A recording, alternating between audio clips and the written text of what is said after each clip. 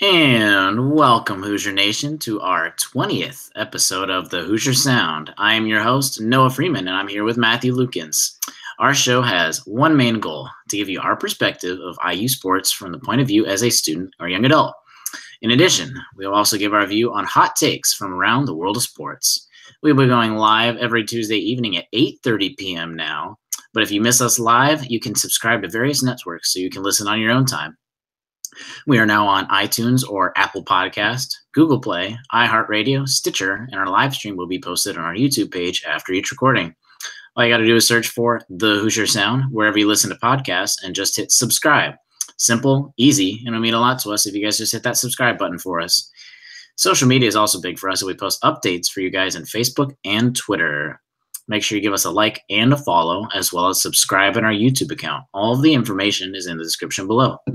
You can also check out our website, thehoosiersound.com, to find our information in one place.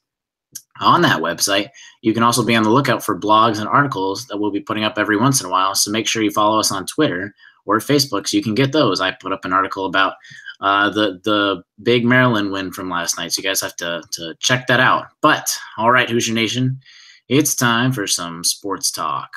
Last night, Indiana had a bounce-back win after the Michigan State loss to beat Maryland 71-68. Matt, do you want to get into the MSU game at all or just go straight into Maryland? We don't really need to talk about the MSU game too much just because, it wasn't a fun game to watch, and I think everybody knows the score. The score basically tells the game. One point I did make, I wrote it in the article, but I could say it here as well. I think as first, the 28-point loss, that differential. It should have been more. It should have been a lot more. And no, I'm saying like that part is also inexcusable, just being such a big differential. I think that any team at all going into that game with the circumstances after Michigan State losing 2 games in a row, Tom Izzo had 5 days to beat that senseless into them and just tell them that that's just not acceptable. Basically, I think even if Duke went in there at home for Michigan State with that crowd, I don't think any team was going to lose to Michigan State Friday night. So that being said, I mean, so it was pretty much an L even from the very beginning of the season, but that just added on to it. Again, that 28 points is inexcusable. IU had definitely had a lot of poor mistakes. It wasn't like they played 100% their best game and they still lost. They still had a lot of mistakes, but I think that's a game that you can take with a grain of salt because IU looked like their normal selves, at least their recent normal selves last night in Maryland, didn't they? They did, and IU fans were back up to our normal shenanigans, and definitely helped the team down the stretch. Of course, Juwan Morgan. What can we say about him that hasn't already been said? His improvement and his leadership. Zach McRoberts, it looks like he's getting better and better every single game he plays, constantly improving. Even the Michigan State game, which was probably the worst game I've seen us play in a very long time. It's up with when we go to Wisconsin. Every time we go to Wisconsin, it's an awful game. But that was Michigan State. It's always an awful game for us, but and it shouldn't be. I hope we get that fixed. But this Michigan State game was especially bad.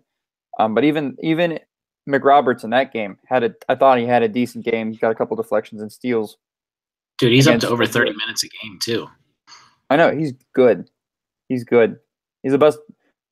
I think he might be the best walk-on in the country. And at least, and also in at least a little while for walk-ons and stuff. Definitely. And then let's see, who else am I forgetting who had a good game? I thought Robert Johnson. Justin Smith had a pretty good game. Yes. Robert Johnson's been back to his normal self. I think he's out of the 3-point shooting woes that he had at the beginning of the season, especially at the start of the Big Ten play as well. And for the most part. I think he just has to go into his shots confident because he's got a good shot. He just misses it when he doesn't step into it and he doesn't have good form and he's not confident. Whenever you see, like, I think, what was it, his first 3-point that he made, I even texted my girlfriend that I was like, I saw him from the very first time he caught the ball. You could see his eyes on the rim, his form go up the way his stance was, and I was like, that's going in. Just because the way his shot was going, that he's just confident, and a lot of times he rushes it, kind of like Devontae does. And he wasn't confident. He wasn't confident at the beginning of the year. Yeah. He wasn't ready. So he's a lot more reliable now. Josh Newkirk had some foul trouble, and I thought Al stepped in and did a wonderful job, and I thought which actually Devontae stepped in and did a wonderful job. Back to Josh.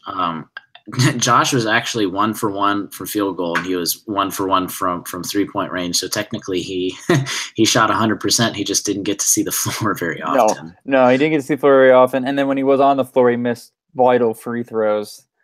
Oh yeah, that was which created the best moment of the game by far. But Josh, you need to make those free throws, buddy. Come on now. Juwan Morgan, again, came up with that clutch offensive rebound and put back to basically put us up. Was it 3? It was up 3. Yeah, we were up 1.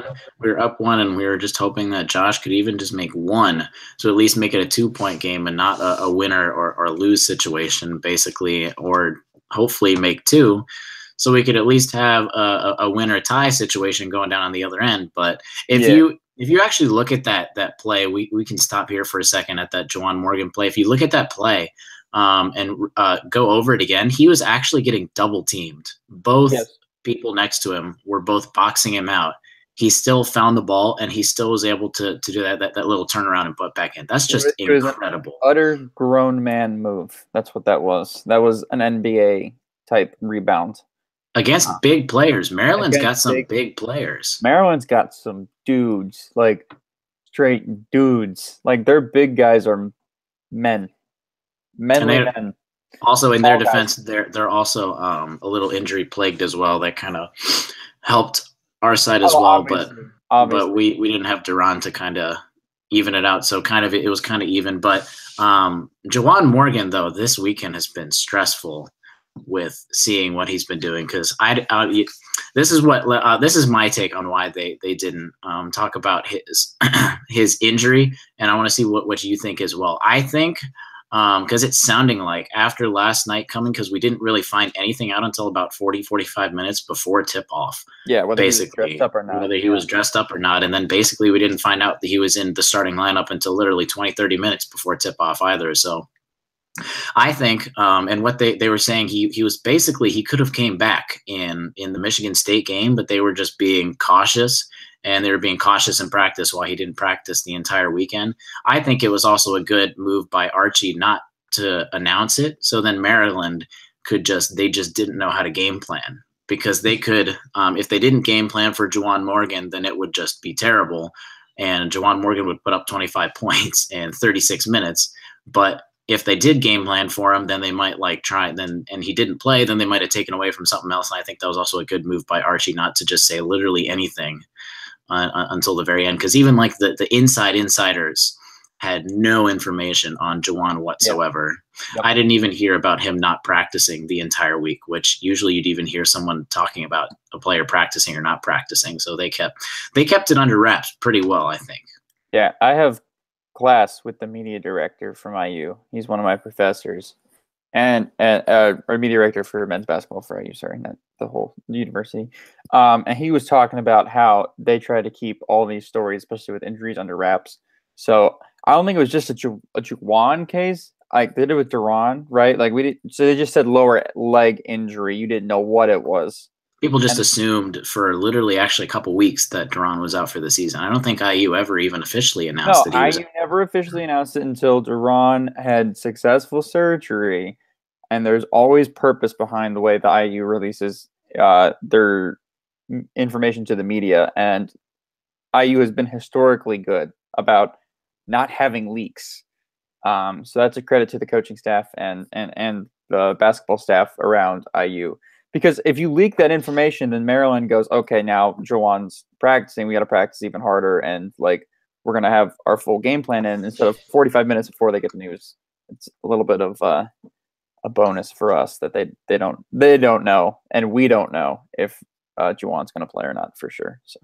Yeah, which is a good thing, and obviously it was a good thing because he played 36 minutes. Honestly, I was even with an injured ankle. Are you kidding me? I was thinking at best going into the game, I'm like, if he even starts. I even wrote an article yesterday morning, and half of the article were different scenarios whether Juwan Morgan would, if he didn't start, like who would start, which is actually like we could waste 20, 30 minutes actually talking about different lineups that Archie would start with without Duran and without Juwan Morgan. But I was even that's not even that's tame compared to the conversation I was having with my roommate today about who's going to start next year for us.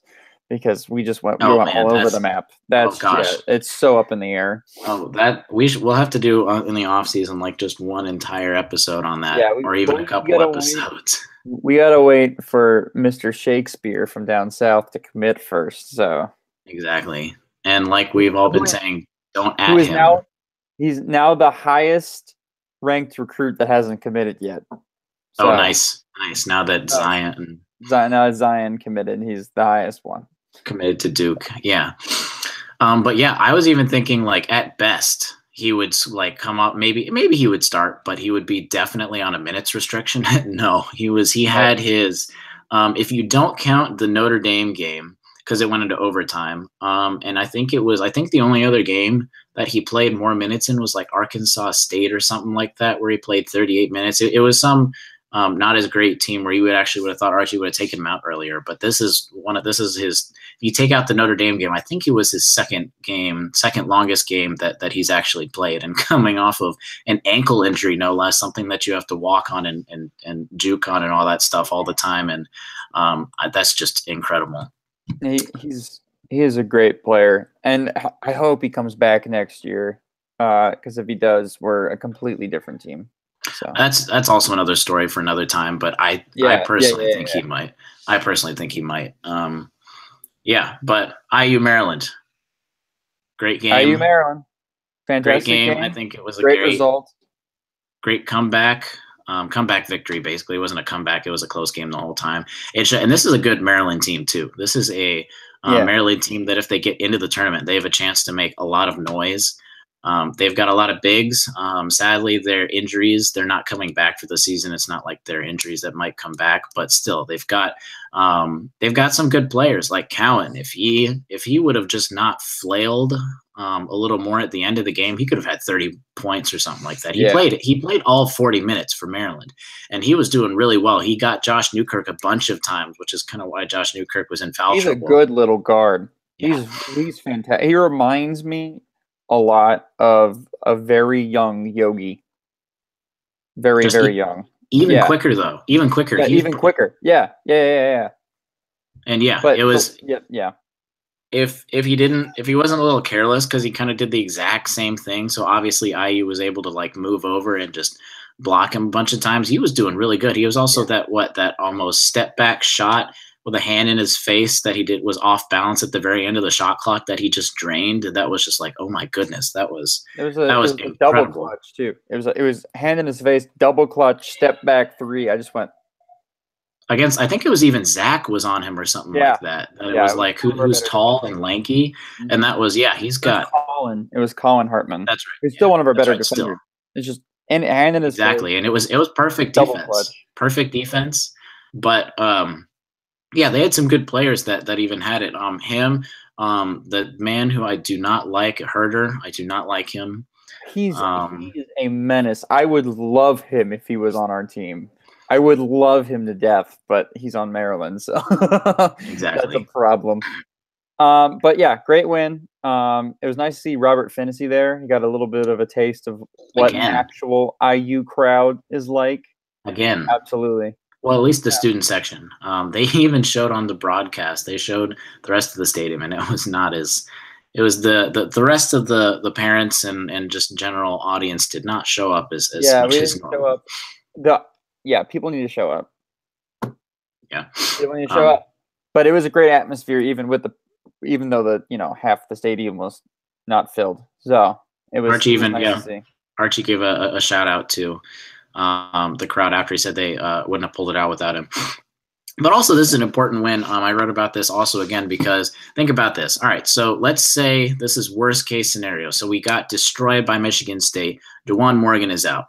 Juwan Morgan is out going into actually the most pivotal time in the Big Ten play. We thought the Big Ten play would be the most pivotal time would be at the beginning of the season with those road games and everything, but stuff like Minnesota and all that stuff just panned out to not be as well. So now this is actually the gauntlet stretch that we're going through, basically. So we got blown out by Michigan State. Let's say Juwan Morgan doesn't play last night.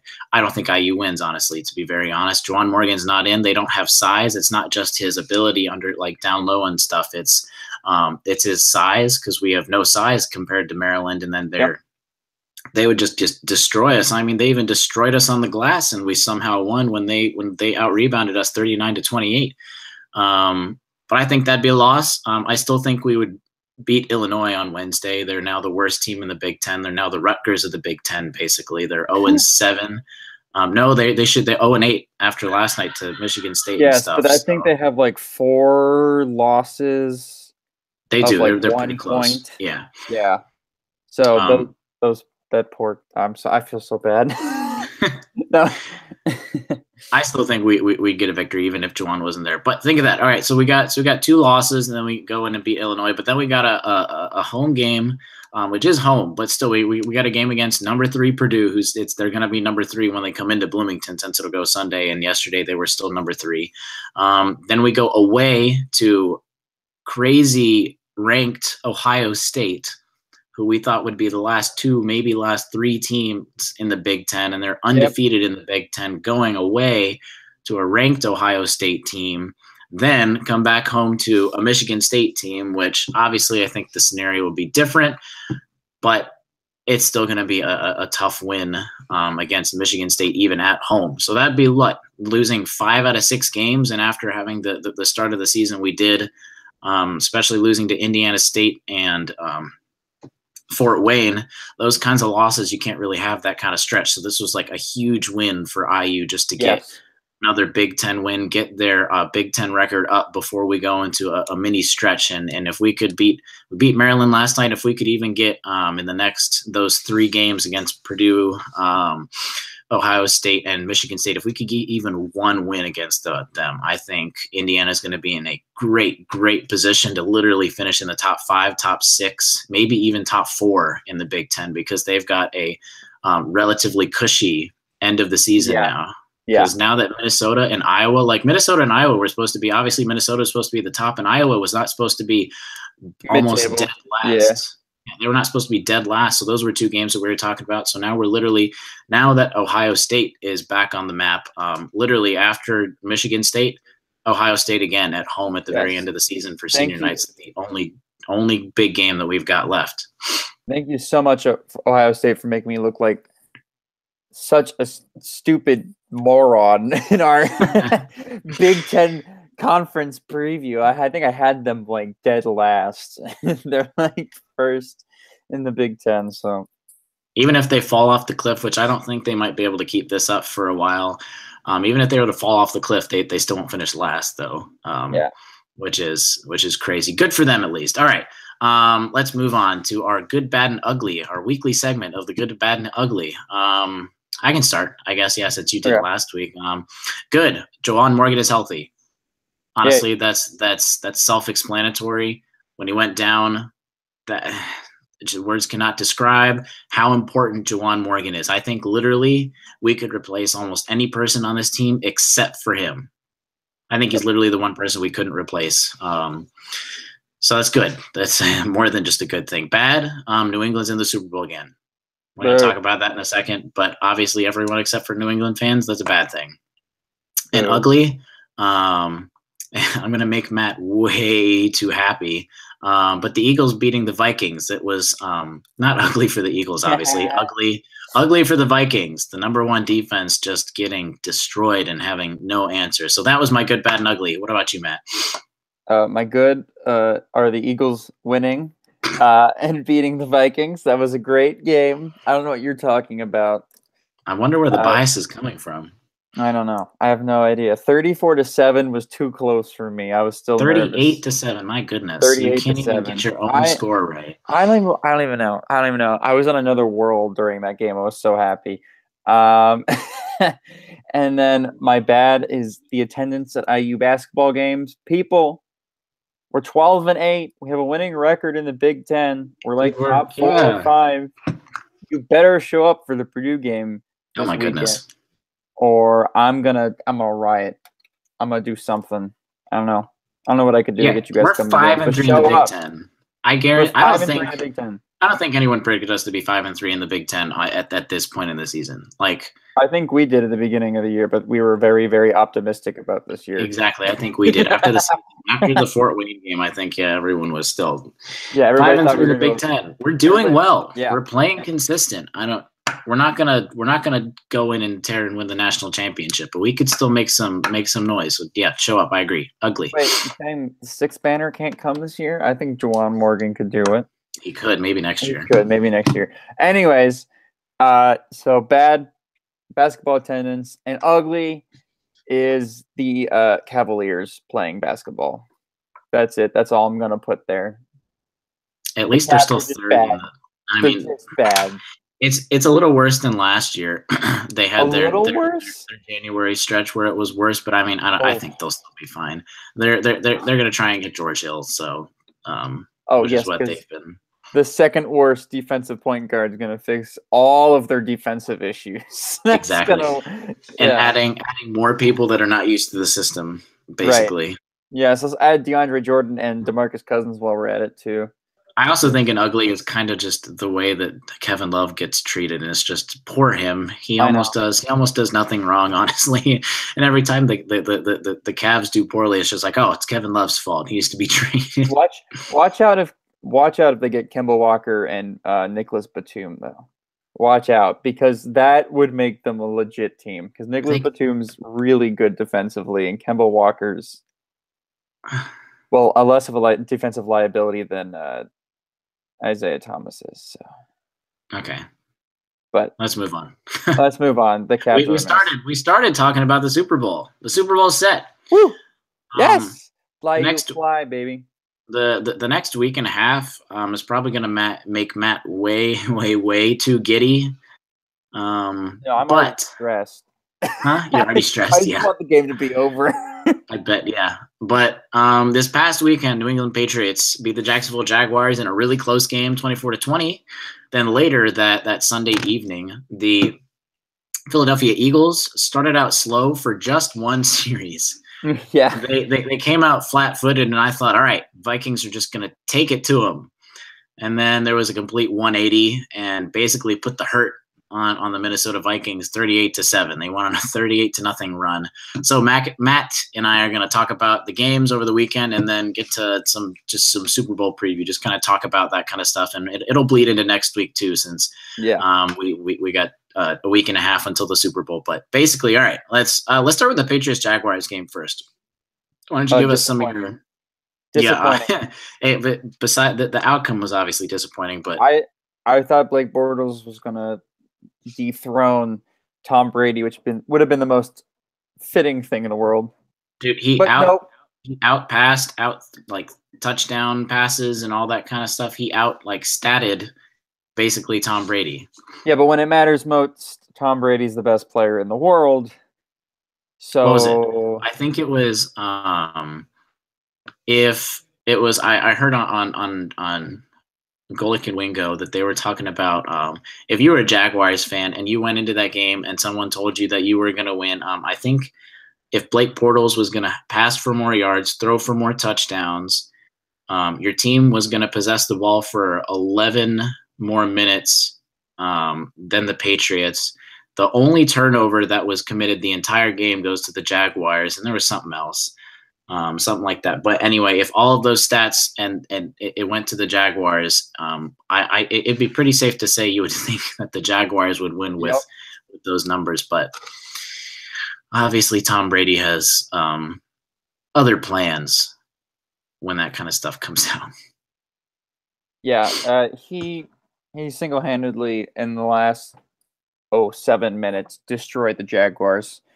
and the Patriots defense stepped up when they needed to, and the Jaguars didn't run the ball. Dude, the Jaguars, the second half running the ball. They stopped the first half. Yeah, and no, they stopped passing it too. The first half they were giving it to the Blake. They were letting him go down the field. They were letting him air out the ball. They were giving it to Fournette, and they were just doing really well. They were up by 14, 12 or something like that at one point. I don't remember, whatever it was.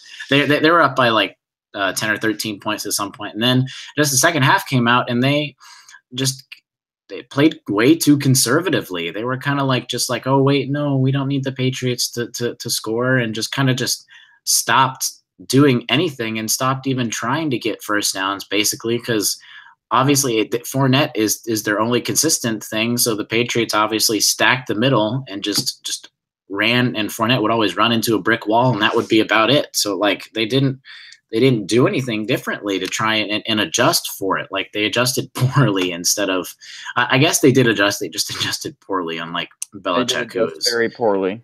Unlike Belichick, who adjusts very well, obviously. Yep. But yeah. And so Jaguars coaching kind of let them down, play calling let them down. But they gave the Patriots the Patriots. The refs let's not talk about that, because we all know the refs in New England get along very well. That's so hard. The one thing I want to say is there is no way the New England Patriots are that disciplined. There's no way that they had one penalty for 10 yards, and that penalty was even on special teams too. It was a special teams hold, so it wasn't like the normal starters. There's no way the Patriots are ever that disciplined. Before I go off on a rant, I'm just going to stop right there, especially with New England home bias that the refs give them. But anyways, let's move on to the next game. Eagles and Vikings. I wonder why we want to move on to the next game so quickly. Yeah, let's before we get kicked off air for using expletives. But so Eagles 38, Vikings 7. What were your thoughts on the game, Noah? Because you already know mine.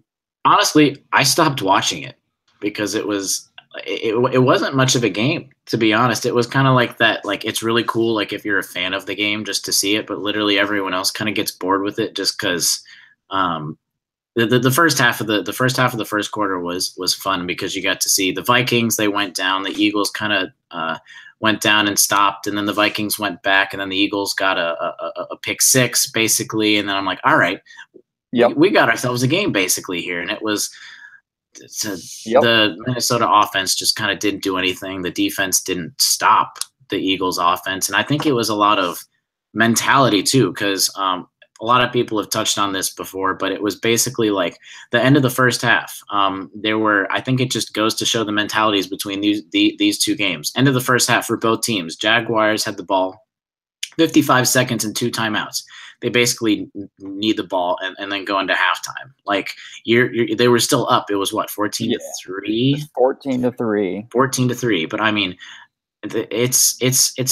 you have Brady with 2 more quarters. Like, that's nothing. You need to be up like 30. You can't even be up 30 points as the Falcons showed last year, basically. Yep. So like, it's the mentality that they just need the ball. And then the Eagles, they had 20 seconds or something like that, and they were even on a less timeouts and on a longer field basically, and they still went down and got 3 more points. Yep, I was actually surprised we went for that. I was saying, let's just kneel the ball, let's go in at halftime, and coach was just like, nah, we gotta go for this. And they were getting the ball at the next half too. And then I was like, we have 3 timeouts. That makes sense. But still, I mean, we went down the field and we ran the ball down the field to get the field goal. Like Jay Ajayi had like 20 or 30 yards rushing.